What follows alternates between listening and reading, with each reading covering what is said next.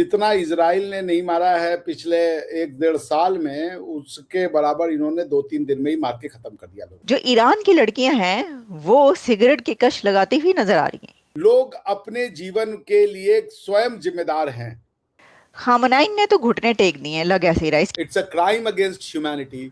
It's one of the most barbaric killing ever by the same government of its own people. कि ये क्या हो रहा है। खामनाई साहब तो क्या कहीं कोई बुर्का पहन के तो नहीं बैठ गए छुप के। इसकी वजह यह है कि वो क्या अपनी आंखों से देख रहे हैं। करीबन 15 से 20 हजार लोगों की हत्या की जा चुकी है और वो ईरान की इतिहास का सबसे बड़ा मैसेकर है। ये तो रिपोर्टेड है, अब ये मुझे नहीं पता। जितना इजराइल ने नहीं मारा है पिछले 1-1.5 साल में, उसके बराबर इन्होंने 2-3 दिन में ही मार के खत्म कर दिया लोगों को, अपने ही लोगों को।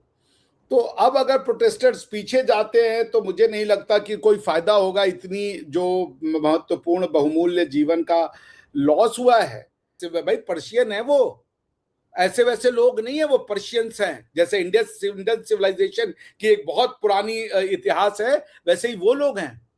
इतिहास के जाने माने लोग हैं। उनकी भाषा, पर्शियन भाषा, बहुत प्रोमिनेंट भाषाओं में से एक मानी जाती है। पर्शियन भाषा का इन्फ्लुएंस अफगानिस्तान से लेकर सेंट्रल एशिया तक चला जाता है। सेंट्रल एशिया में जो इस्लाम फैला उसमें पर्शियन इस्लाम का बहुत बड़ा हाथ था। आज भी आप नवरोज जो सेलिब्रेशन है पूरे सेंट्रल एशिया में एक मेन सेलिब्रेशन है। तो आप इसको ऐसा वैसा ना समझे। तो मैं ये कह रहा हूं कि जितने लोगों को मार दिया, ये बहुत दुख का बात है। अपनी जिद में अगर लोग तुमसे गवर्न नहीं होना चाहते तो जाने दो उनको और उनके भगवान के बीच का मैटर है। आप क्यों थोप रहे हो अपने आप को। ये बिल्कुल दुरुस्त है कि लोगों को आप जबरदस्ती, किसी भी कंट्री के लोगों को आप जबरदस्ती दबा नहीं सकते। कुछ वक्त तक आप ये सिलसिला चला सकते हैं, महीना, साल, 2 साल, 5 साल, 10 साल। कि ये क्या हो रहा है। खामनाई साहब तो क्या कहीं कोई बुर्का पहन के तो नहीं बैठ गए छुप के। इसकी वजह यह है कि वो क्या अपनी आंखों से देख रहे हैं कि ईरान की लड़कियां उनकी फोटोज जला रही हैं। ईरान की विमेन ऑफ ईरान, जिनको बुर्का पहनाया जाता है जबरदस्ती, जिनको पर्दा कराया जाता है खामनाई की गवर्नमेंट की तरफ से जबरदस्ती। महसा अमीनी को मार दिया गया बुर्का ना पहनने पर, हिजाब ना करने पर।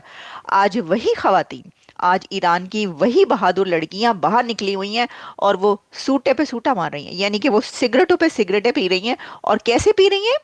वो अपनी सिगरेट जला रही हैं, यानी कष्ट ले रही हैं। कैसे? खामनाई की फोटो को जलाकर। लोग अपने जीवन के लिए स्वयं जिम्मेदार हैं। लोग अपने जीवन को स्वयं से जीना चाहते हैं और उनको ये अधिकार मिलना चाहिए। आप मुझे बताएं कि मुझे कब क्या करना है, ये मुझे कतई मंजूर नहीं है।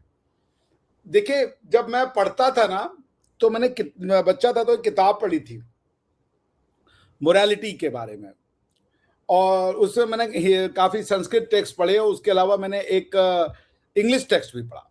तो मैं आपको इंग्लिश वाला बताता हूँ, संस्कृत वाला भी छोड़ देता हूँ। मोरालिटी का मतलब क्या होता है।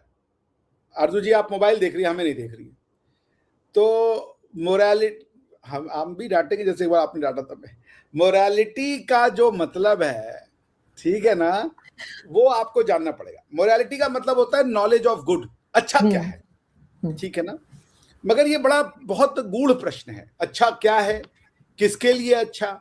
क्या जो आरजू जी के लिए अच्छा है वो मेरे लिए अच्छा है, जो मेरे लिए अच्छा है वो आरजू जी के लिए अच्छा है, और क्या हम दोनों के लिए जो अच्छा है वो फकर भाई के लिए अच्छा है, और क्या जो फकर भाई के लिए अच्छा है वो हम दोनों के लिए अच्छा है।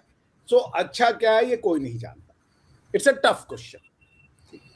तो मोरालिटी इसी को कहते हैं, द नॉलेज ऑफ गुड। अब मोरालिटी 2 तरीके की होती है। एक होती है मोरालिटी ऑफ ड्यूटी, जो समाज बनाता है। माँ बाप का अपने सम्मान करो, अपनी बहन के साथ ऐसे व्यवहार करो, बीवी के साथ ऐसे व्यवहार करो, पराई स्त्री के साथ ऐसे व्यवहार करो, अपने गुरुजी के साथ ऐसे व्यवहार करो, सड़क पे ऐसे चलो, नेबर की, ये सब समाज बताता है। इसको कहते हैं मोरालिटी ऑफ ड्यूटी। क्यों लगा रहे हो अपने आप को, आप मानना चाहते हो? वो तो अगर ये कहते कि हम ईरान के अलावा किसी बाहर वाले की वो चाहते हैं शासन, तो बात भी होता। वो डेमोक्रेसी मांग रहे हैं, वो इलेक्शन मांग रहे हैं, वो कह रहे हैं हमको ईरानियन हिस्ट्री के हिसाब से गवर्न करो। क्या गलत कह रहे हैं? तो मैं इसको बहुत दुखद पाता हूं कि 15 से 20 हजार लोगों की हत्या सरकार के द्वारा नाहक कर दी गई। It's a crime against humanity, it's one of the most barbaric killing ever by the same government of its own people. लेकिन ये कौन सा तरीका है कि इन लोगों ने क्या इजराइल के डिप्लोमेट्स का वो रोका है कि ये अब्बास अराक्ची या फिर उनके डिप्लोमेट्स को वहां एंट्री से रोकते हैं? ये कौन सी सिविलाइजेशन इन लोगों के अंदर है? इन लोगों को भी इंसानियत सिर्फ वहां पे नजर आती है जहां पे इनको लगता हो कि यार यहां पे हमने कोई चेंज लेके आना है। ये इंसानियत कोई पे नहीं है। सोमाली लैंड बना दिया जी क्योंकि इजराइल के फॉरेन मिनिस्टर वहां पे पहुंच गए। क्यों, किस वजह से? सोमालिया एक एक एक, एक कंट्री है, आप क्योंकि वहां पे आप उठा के फलस्तीनियों को वहां पे फेंकना चाहते हैं। इनकी इंसानियत वहां पे क्यों नहीं जागती? मतलब पूरे यूरोपीय यूनियन की, मैं सबकी बात नहीं कर रहा, बहुत स्पेन ने बहुत स्टैंड लिया, इटली ने बहुत स्टैंड लिया, शायद फ्रांस ने भी किसी हद तक लिया, लेकिन ओवरऑल जनरली बात कर रहा हूं 28 कंट्रीज।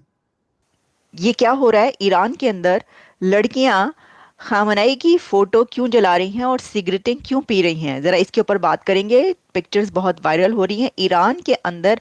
अब कहा यह जा रहा है कि 3,000 से ज्यादा हलाकतें हो चुकी हैं। कुछ कुछ रिपोर्ट्स जो हैं वो ये बता रही हैं।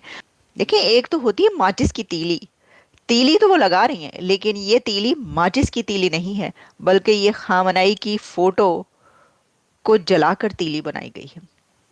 ये तीली माचिस की तीली से ज्यादा खतरनाक तीली है जो उन्होंने लगा दी है उसकी ईरान की खवातीन ने। तो सबसे पहले तो जी हेड्स ऑफ कि इतनी बहादुरी से वो ये काम कर रही हैं, क्योंकि कोई 10,000 से ज्यादा 10,000 अरेस्ट हो चुके हैं अब तक वहां पे। स्टूडेंट्स, लड़कियां, लड़के, मतलब जो भी ये जो प्रोटेस्टर्स थे वो 10,000 से ज्यादा अरेस्ट हो चुके हैं। लेकिन जो ईरान की लड़कियां हैं वो सिगरेट की कश लगाती हुई नजर आ रही हैं। ये वो लड़कियां, जैसे हमने आपको पहले बताया, जो अपने घरों के अंदर भी ये काम नहीं कर सकती थी, हैं? और उनको क्या किया जाता था, जैसे कि अफगानिस्तान में तालिबान खवातीन के साथ सलूक करते हैं, वही ईरान के अंदर भी कुछ वैसे ही खवातीन की हालत जो है होती है। लेकिन अब वो लड़कियां बाहर निकल आई हैं और उन्होंने बदला खामनाई से और इस गवर्नमेंट से ऐसे लिया है कि अब वो धड़ाधड़ एक के बाद एक, कश पे कश, और खामनाई की फोटो पे फोटो जलाई जा रही है। ए हैगा पान सारा किस्सा। तो बड़ी ज़बरदस्त मज़े की फ़ोटोज़ सामने आ रही हैं। हमने कहा चलें आपको भी दिखाएं और आपसे ज़रा इसके ऊपर बात भी करें। एक तो हो गई जी ये वाली बात। अच्छा, अब इसके ऊपर और क्या हुआ है? इसके ऊपर ये हुआ है कि जो वाइट हाउस है उसका ये कहना है कि प्रेसिडेंट ट्रंप बिल्कुल खौफजदा नहीं होंगे किसी भी मिलिट्री एक्शन लेने से। अगर ईरान ने जो ये कहा है कि वो ये कर देगा और वो कर देगा और वो हमला कर देगा, तो उसके जवाब में जो है ना कोई खौफजदा नहीं होगा ईरान का, जो हम तहस नहस करेंगे। एक तो ये कहा गया है। दूसरा, ये कहा गया है कि जो मिलिट्री एक्शन है अमेरिका की तरफ से और जो इंटरवेंशन है प्रेसिडेंट ट्रंप जो बात कर रहे हैं ईरान के अंदर, तो उसी के साथ ये भी देखा जा रहा है कि क्या कोई और इसके अलावा है तरीका। लेकिन खामनाई ने तो घुटने टेक दिए हैं, लग ऐसे ही रहा है। इसकी वजह यह है कि ईरान की तरफ से कहा जा रहा है कि Iran is open for talks. Iran जो है जंग के लिए तो तैयारी कर ही रहा है, लेकिन साथ में वो किसी भी किस्म की बातचीत के लिए तैयार है। ईरान में सरकार विरोधी प्रदर्शनों और हिंसा के बीच अमेरिकी विदेश मंत्रालय ने एक बड़ा सुरक्षा अलर्ट जारी किया है। अमेरिका ने अपने नागरिकों को बिना देरी किए ईरान छोड़ने की चेतावनी दी है। डोनाल्ड ट्रंप ईरान को लेकर करीब करीब वार मोड में आते नजर आ रहे हैं। अमेरिकी विदेश मंत्रालय ने सोमवार 12 जनवरी 2026 को एक आपातकालीन सुरक्षा अलर्ट जारी कर सभी अमेरिकी नागरिकों को तुरंत ईरान छोड़ने का निर्देश दिया।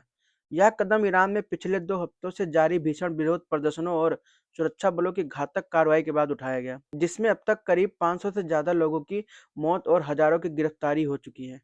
अमेरिकी सरकार ने चेतावनी दी है कि अमेरिकी नागरिकों, विशेष रूप से दोहरी नागरिकता रखने वालों को वहां मनमानी गिरफ्तारी, पूछताछ और प्रताड़ना का गंभीर खतरा है। ईरान की सरकार ने पूरे देश में इंटरनेट और मोबाइल नेटवर्क बंद कर दिया है, जिससे संचार पूरी तरह ठप हो गया है। कई अंतर्राष्ट्रीय एयरलाइंस ने 16 जनवरी तक अपनी उड़ानें रद्द कर दी हैं, जिसके चलते अमेरिका ने अपने नागरिकों को अगर मुमकिन हो तो अर्मेनिया या तुर्की के रास्ते सड़क मार्ग से निकलने की सलाह दी है। बाकी आपका क्या कहना है इन दोनों की बातों को लेकर? क्या ईरान और अमेरिका में युद्ध हो सकता है? क्या सिविल वार हो सकता है ईरान में? अपनी राय कमेंट बॉक्स में जरूर लिखें। वीडियो अगर अच्छी लगे तो वीडियो को लाइक करें, शेयर करें, चैनल को सब्सक्राइब करें। मिलते हैं अगले वीडियो में, तब तक के लिए बनी हमेशा। जय हिंद, जय भारत, वंदे मातरम।